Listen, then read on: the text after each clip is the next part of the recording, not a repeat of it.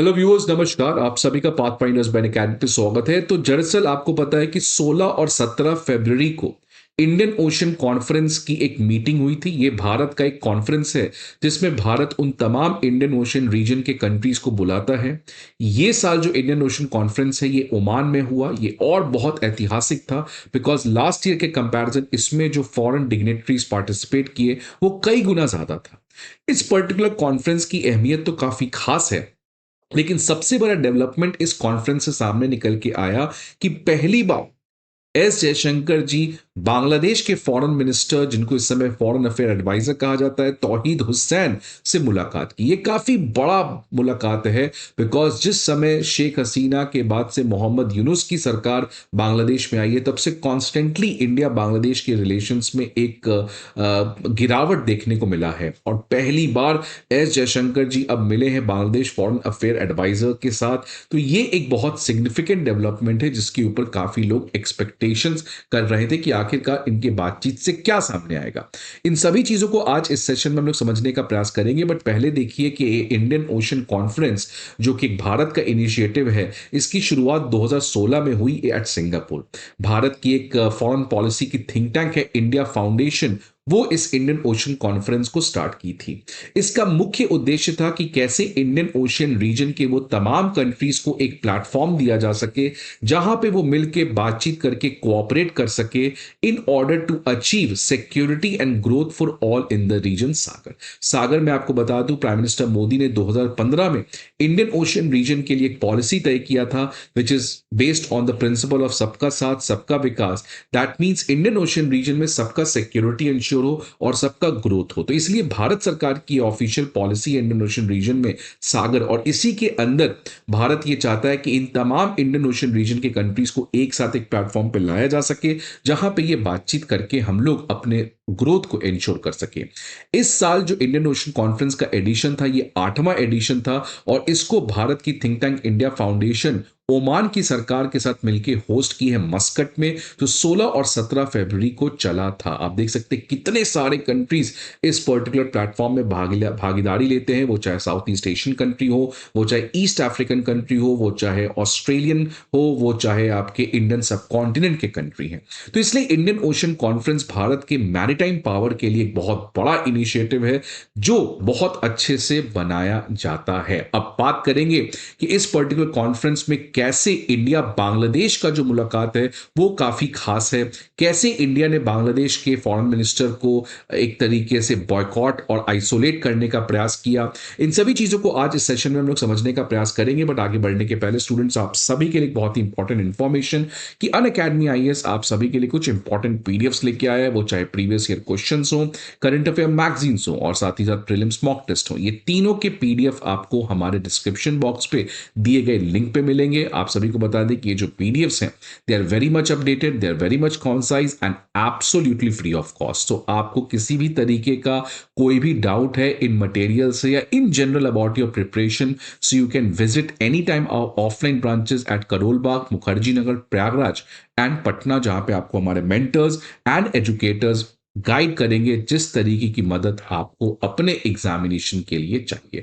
अब जिस चीज का बहुत ज्यादा इंतजार था इंडिया बांग्लादेश की मीटिंग के बीच में, इनफैक्ट इन दोनों के फॉरेन मिनिस्टर का ये पहला मुलाकात था जब से मोहम्मद यूनुस की इंटरिम गवर्नमेंट आई है।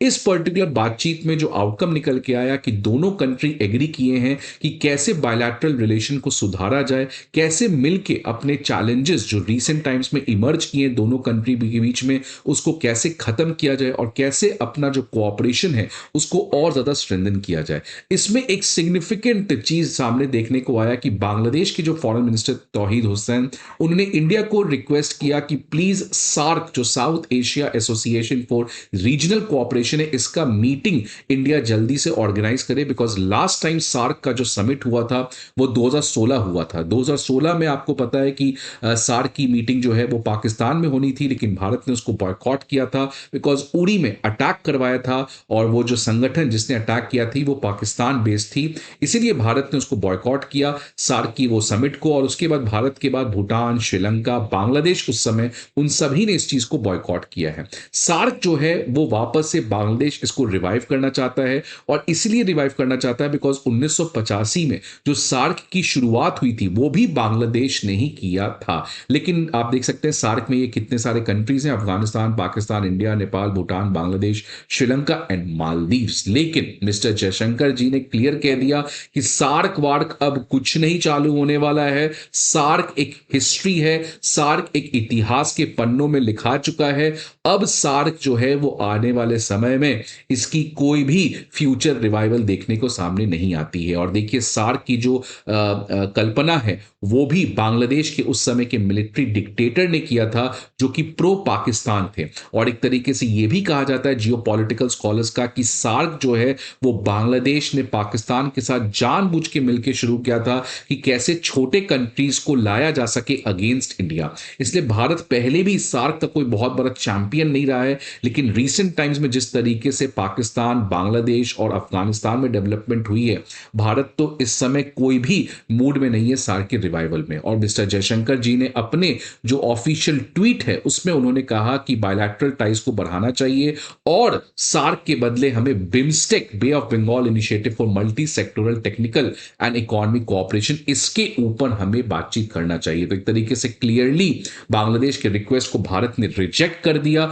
और भारत जो है वो बिम्स्टेक की बात कर रही है। और बिम्स्टेक में आप देख सकते हैं लगभग सार्क के कंट्रीज हैं, कुछ कंट्रीज नहीं है जैसे इसमें पाकिस्तान, अफगानिस्तान नहीं है, और कुछ एक्स्ट्रा कंट्री है सच एज म्यांमार और थाईलैंड। तो बिम्स्टेक के ऊपर भारत सरकार का रीसेंट टाइम्स में काफी ज्यादा फोकस है। और आपको पता है कि 2019 में जब प्राइम मिनिस्टर मोदी चुन के आए थे तो अपने ओथ सेरेमनी के लिए वो सार्क के लीडर्स को नहीं बुलाए थे, इनफैक्ट बिम्स्टेक के लीडर्स को बुलाए थे। तो बिम्स्टेक भारत के फॉरेन पॉलिसी कैलकुलस में एक बहुत इंपॉर्टेंट रीजनल ऑर्गेनाइजेशन बन के आया है। अब समय काफी खास है, टाइमिंग काफी स्पेशल है बिकॉज आप देखिए रीसेंट टाइम्स में चाइना जो है वो बांग्लादेश के ऊपर एक सिग्निफिकेंट प्रेशर जारी किया था ओवर द मैप्स, जिसमें अरुणाचल प्रदेश और अक्साई चिन को बांग्लादेश के बच्चों के किताब के टेक्स्ट बुक में ये इंडिया का पार्ट बताया गया था। जिसके बाद बांग्लादेश के डिप्लोमेट्स ने, चाइना के डिप्लोमेट्स ने बांग्लादेश को बहुत स्ट्रिक्ट वार्निंग दिया। तो रीसेंट टाइम्स में आप देखिए कि बांग्लादेश और चाइना के बीच में प्रॉब्लम आया है। और दूसरे तरफ आपको पता है कि यह चीज हुआ है कि जब प्राइम मिनिस्टर मोदी का एक हिस्टोरिक विजिट व्हाइट हाउस में हुआ, डोनाल्ड ट्रंप ने कहा कि बांग्लादेश के सवाल को मैं प्राइम मिनिस्टर मोदी के पास छोड़ रहा हूं। लेकिन बहुत सारे ऐसे लोग भी कह रहे हैं कि ऑफ द चैनल जो बातचीत हुई है बांग्लादेश के बारे में वो काफी प्रोडक्टिव हुई है। किस तरीके से मोहम्मद यूनुस जो है वो जॉर्ज सोरोस, बाइडेन वाले कैंपेन से आ रहे हैं, तो प्रोबेबली अमेरिका का जो डिप्लोमेटिक सपोर्ट है यूनुस के लिए वो बहुत कम हो रहा है। चाइना बांग्लादेश के बीच में आपस से टेंशन बढ़ रहे हैं। तो सवाल ये आता है कि क्या मोहम्मद यूनुस अपने रिलेशन को वापस से इंडिया के साथ रिवाइव करना चाह रहे हैं, क्योंकि बहुत सिग्निफिकेंट है कि अप्रैल में बिम्स्टेक का समिट होने जा रहा है जहां पे प्रोबेबली पहली बार प्राइम मिनिस्टर मोदी बांग्लादेश के चीफ एडवाइजर मोहम्मद यूनुस से अप्रैल में मुलाकात करेंगे। तो मुझे या बहुत सारे ऐसे लोगों को लग रहा है कि बांग्लादेश जो है, मोहम्मद यूनुस जो है, अब उसकी आंखें खुली हैं और अब वो रियली इंडिया के साथ अपने रिलेशंस को एनवाय नहीं करना चाह रहा है। ऑलरेडी रिलेशंस को काफी ज्यादा सफर करवा चुका है Mohammad Yunus. So may be now that is a time for course correction. India क्या रिस्पॉन्ड करता है आने वाले समय में, क्या prime minister Modi BIMSTEC summit में अप्रैल में मिलते हैं, आप जरूर हमारे अपने व्यूज को कमेंट बॉक्स में बताइएगा। बट ये जो एक तरीके से रीसेंट टाइम्स में चाइना, बांग्लादेश, इंडिया, यूएस और इंडिया बांग्लादेश के फॉरेन मिनिस्टर का मिलना, ये बताता है कि कुछ रिलेशंस में अब जो है प्रोडक्टिविटी आएगी और एक स्टेबिलिटी आएगी, क्योंकि जिस तरीके से इंडिया बांग्लादेश के रिलेशंस घट रहे हैं that is not good for this entire reason. आपके क्या व्यूज हैं? क्या प्राइम मिनिस्टर मोदी को मोहम्मद यूनुस से बिम्स्टेक समिट पे मिलना चाहिए? Please let me know in the comment box. I hope आपको ये वीडियो अच्छा लगे। See you again in the next video. Till then goodbye and take care.